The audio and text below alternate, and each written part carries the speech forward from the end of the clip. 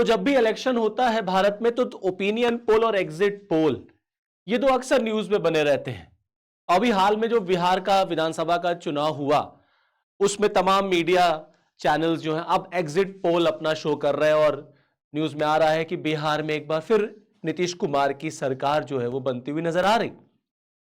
तो ये exit poll और ओपिनियन पोल क्या होता है? देखिए, इलेक्शन से पहले जब सर्वे कराया जाता है, ये दोनों एक तरीके का सर्वे होता है, और जब इलेक्शन से पहले सर्वे कराया जाता है और वोटर्स का माइंडसेट चेक किया जाता है, देखा जाता है कि वोटर्स किसकी तरफ ज्यादा मूव कर रहे हैं, किस पार्टी को ज्यादा वोट दे रहे हैं, किस पर्सन को ज्यादा वोट दे रहे हैं, किस विचारधारा से वो अपने आप को जुड़ा हुआ महसूस करते हैं।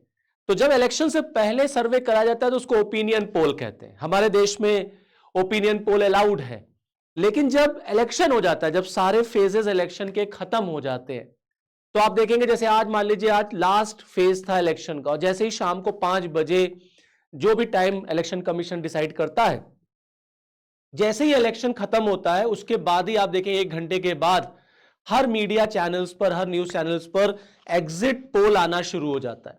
तो एग्जिट पोल जो होता है वो इलेक्शन के बाद होता है।